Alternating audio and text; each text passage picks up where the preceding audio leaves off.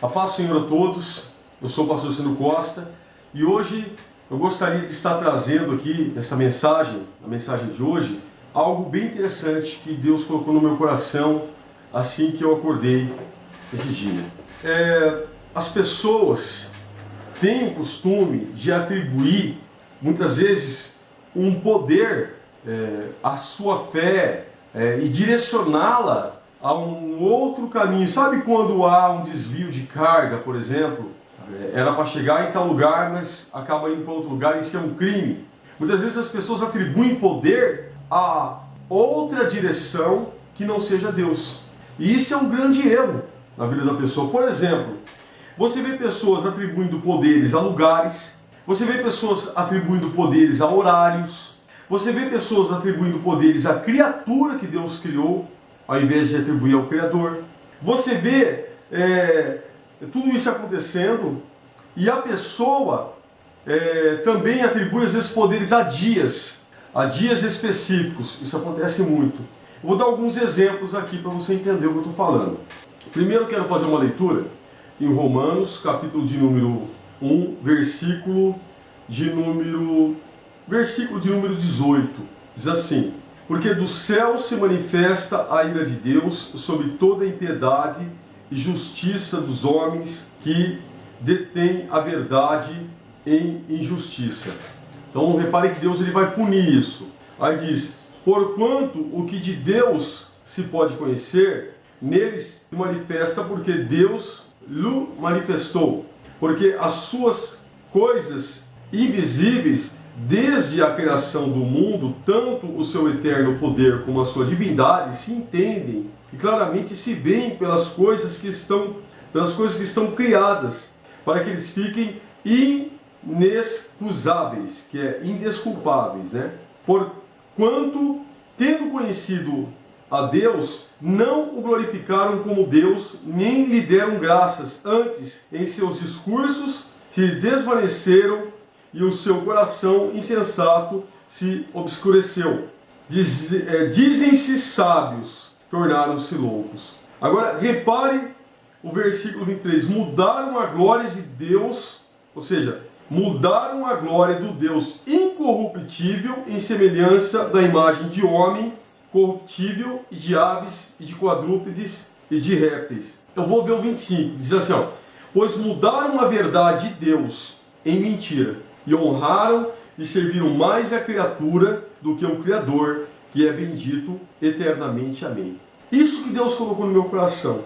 Honraram e serviram mais a criatura do que o Criador. Isso acontece constantemente hoje com a igreja moderna. Acontece constantemente. É uma pena que isso tenha acontecido na igreja.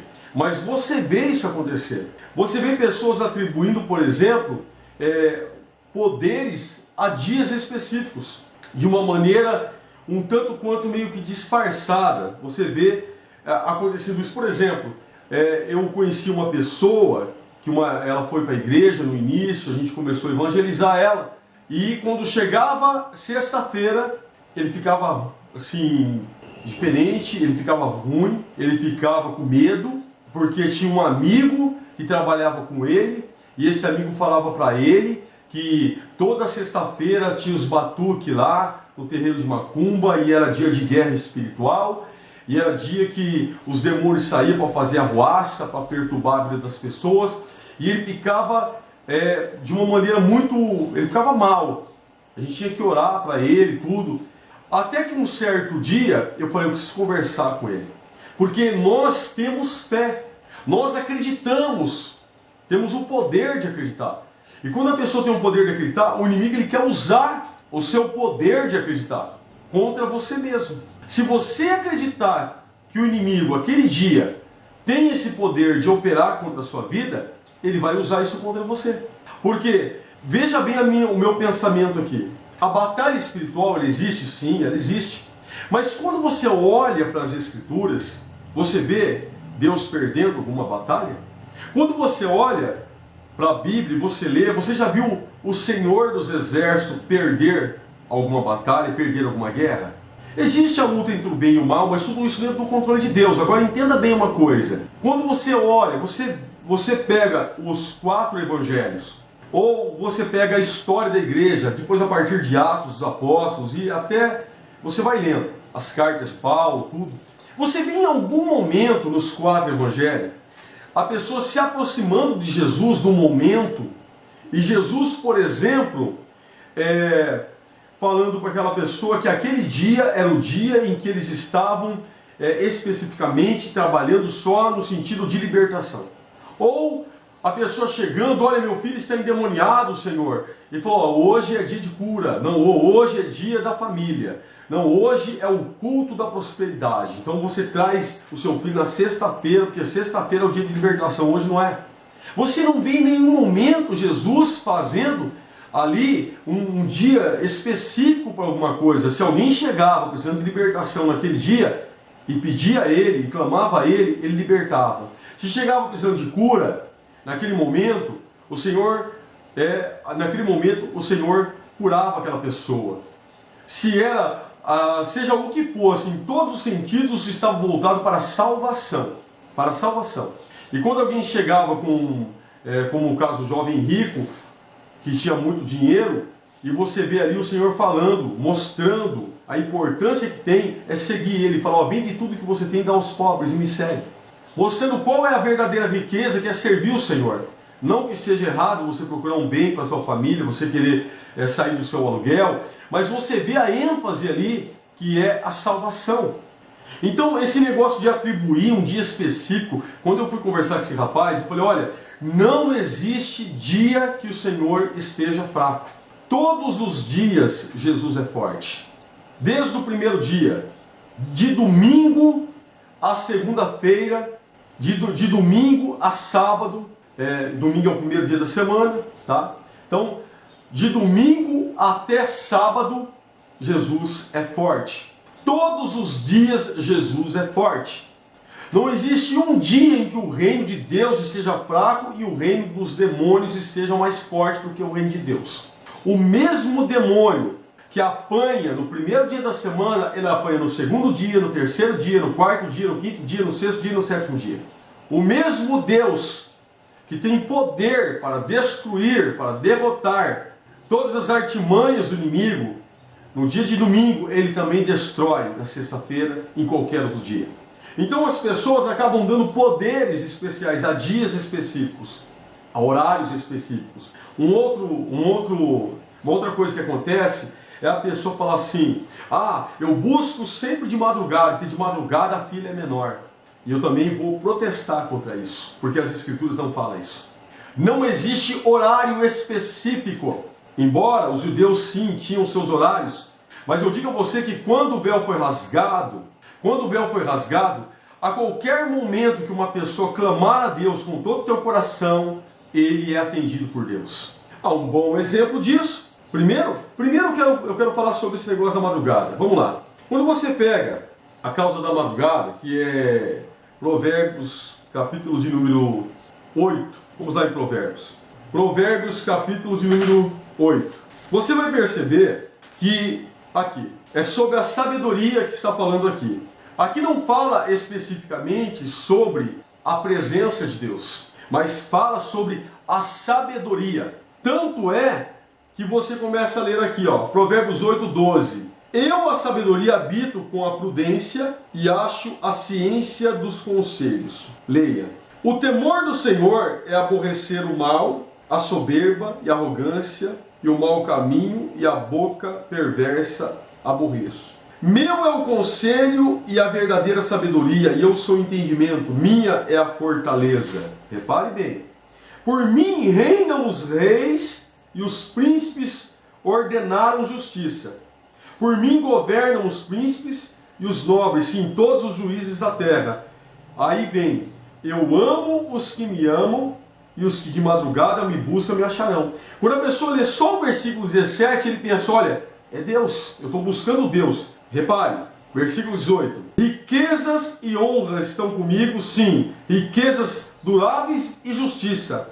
Melhor é o meu fruto do que o ouro, sim, do que o ouro refinado, e as minhas novidades melhores do que a prata escolhida. Faça andar pelo caminho da justiça, no meio das veredas do juízo. para fazer herdar bens, pensamentos aos que me amam e encher os seus tesouros. Agora, olha o 22. O Senhor me possui no princípio dos seus caminhos e antes das suas obras mais antigas. Desde a eternidade fui ungida, desde o princípio, antes do começo da terra. Aqui está falando da sabedoria. Aqui está falando de você buscar a sabedoria. Se você observar, antes de haver abismo, versículo 24, fui gerada. E antes ainda de haver fortes, antes de haver abismo, fui gerada. E antes ainda de haver fontes carregadas de águas, tá vendo? Antes que os montes fossem firmados, antes dos outeiros eu fui gerada. Você repara que aqui está falando de algo que foi criado por Deus, porque aqui está falando da sabedoria. Quando diz, eu amo os que me amam, os que me buscam de madrugada vão me encontrar, está falando da sabedoria. E você pode reparar que toda vez que você acorda, você pensa em algo que você não conseguia resolver ontem à noite, a solução vem de manhã. E é claro que se você atribuir nas primícias do seu dia a sua busca com Deus, você ler a Bíblia, você vai encontrar, com certeza, porque você está entregando a melhor parte, o princípio do seu dia, a primeira parte do seu dia a Deus. Mas aqui não está falando que você está buscando exatamente a Deus. Então as pessoas atribuem ao horário. Mas quando você olha, por exemplo, se você pegar Atos dos Apóstolos, que eu acho bem interessante esse negócio de horário, capítulo de número 2, você tem o derramamento do Espírito Santo, dia de Pentecostes, né? Aqui, ó, Atos 2, versículo de número 1. Cumprindo-se o dia de Pentecostes, estavam todos reunidos no mesmo lugar. De repente veio do céu um som como de um vento veemente e impetuoso e encheu toda a casa em que estavam assentados. E foram vistas por eles línguas repartidas como de fogo, as quais pousaram sobre cada um deles, e todos foram cheios do Espírito Santo e começaram a falar em outras línguas, conforme o Espírito lhes concedia que falasse. Que é algo tão grandioso quanto o Espírito de Deus descer e habitar sobre o homem, batizar o homem com o Espírito Santo.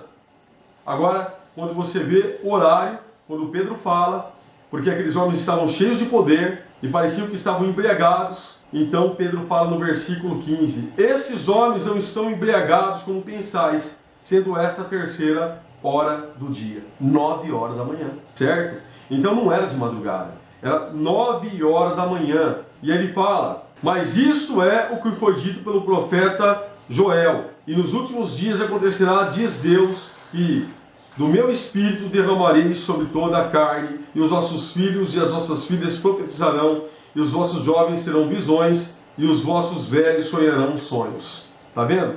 Também do meu espírito derramarei sobre os meus servos e sobre as minhas servas naqueles dias, e profetizarão. Ou seja, não foi de madrugada. Era 9 horas da manhã. Então as pessoas atribuem a dias específicos um poder. Dá o poder ao inimigo. Olha, o diabo nesse dia. Atribuem a um horário. É agora. É só nesse horário que eu vou conseguir encontrar verdadeiramente o máximo do poder de Deus. Não. A qualquer momento que você clamar a Deus, você vai encontrá-lo.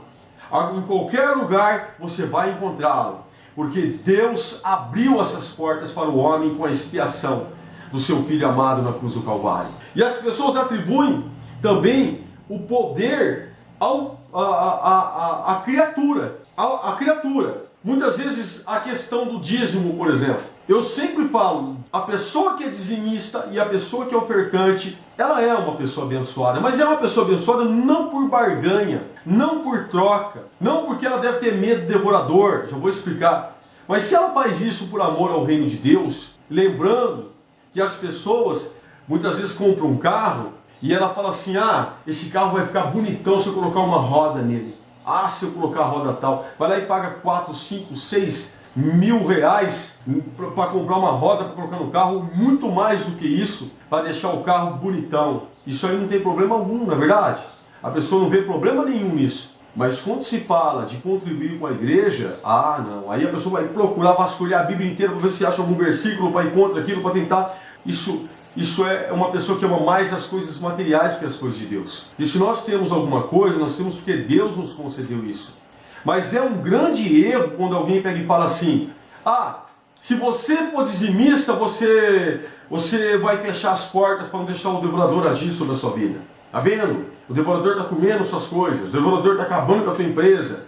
E a pessoa passa a ter medo de uma criatura, ou seja, de um ser, se o devorador, se nós entendermos, conforme é dito assim, usando esse texto, que o devorador é uma entidade espiritual que vai destruir os bens da pessoa, vamos colocar assim como se fosse um demônio, né, agindo contra as finanças da pessoa, essa pessoa estaria atribuindo mais poder, tendo mais medo de algo criado do que o próprio Criador. E eu digo a você, para acabar com isso em você, porque muita gente acaba fazendo coisas por medo e não por amor, e isso é uma coisa horrível, leia Ageu. Dá uma lida em Ageu e veja quem é que pode impedir o nosso crescimento financeiro se nós não amarmos primeiro o reino dele. Vamos dar uma lida aqui?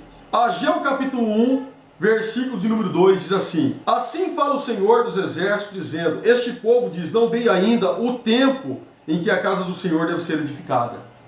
Ou seja, ele usando o profeta fala, esse povo fala que a minha casa não tem que ser edificada, não tem que ser cuidada. Versículo 3. Veio, pois, a palavra do Senhor pelo ministério do profeta Ageu, dizendo, é para vós tempo de habitar nas vossas casas estucada, e esta casa de ficar deserta?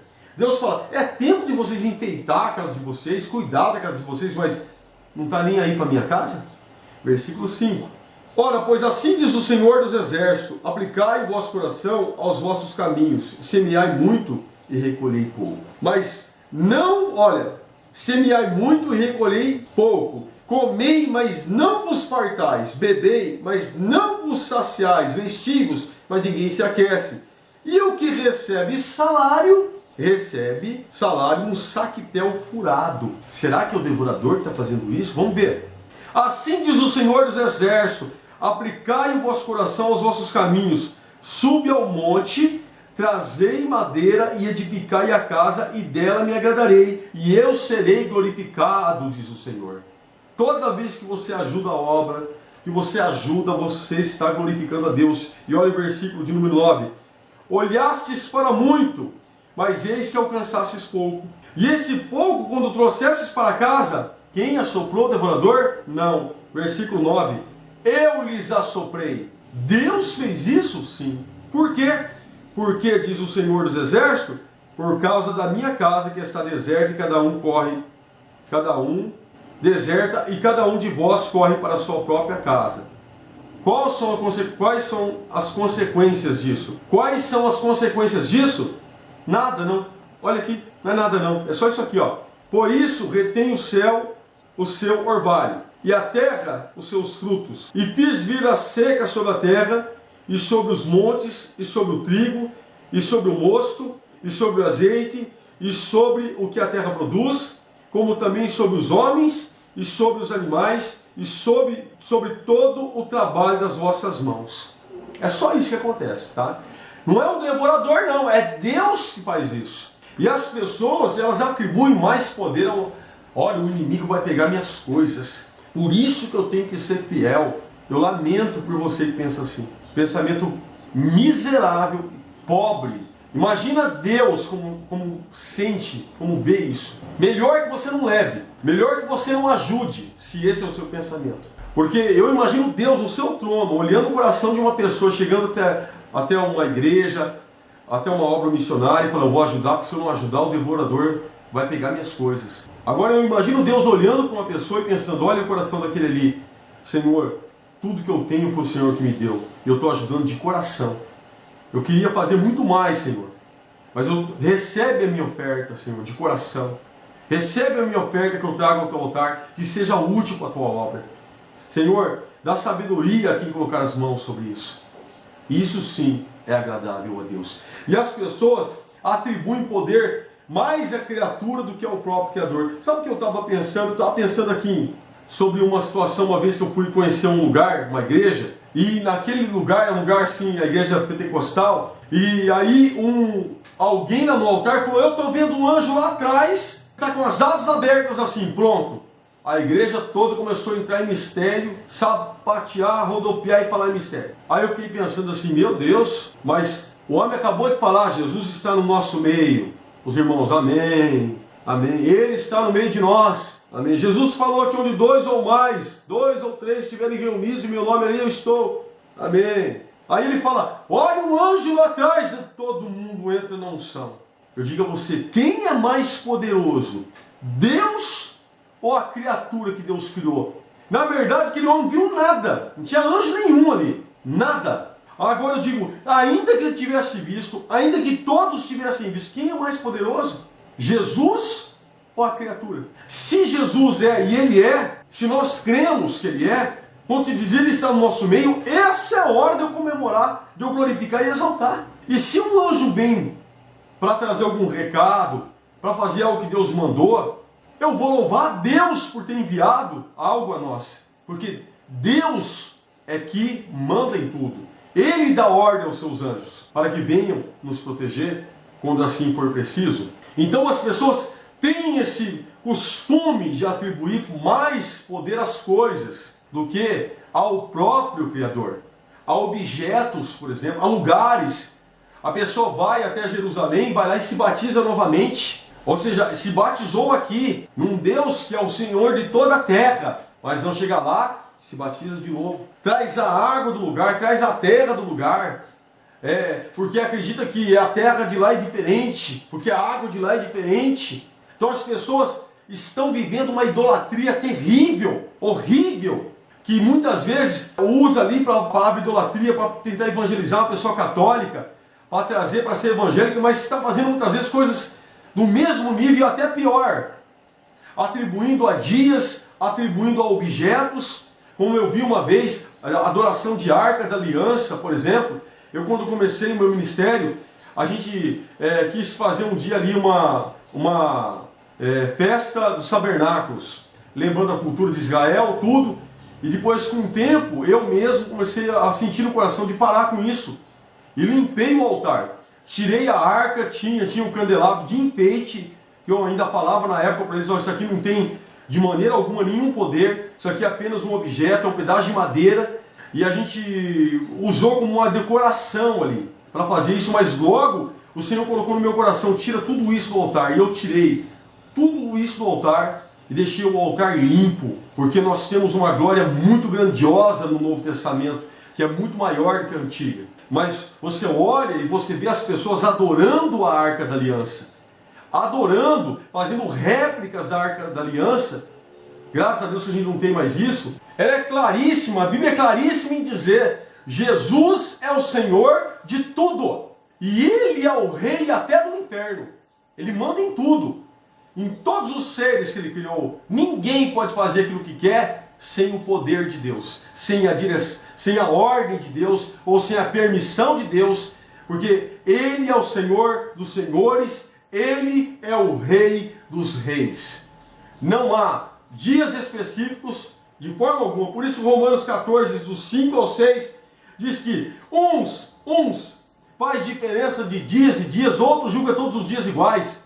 Aquele que faz diferença, repare, não julgue aquele que julga todos os dias iguais. Ponto final. Aquela pessoa que faz diferença fala, não, esse dia específico, é nesse dia que as coisas acontecem. Quando vê uma pessoa que não acredita nisso, fala, não, tá vendo, aquele ali vai se perder.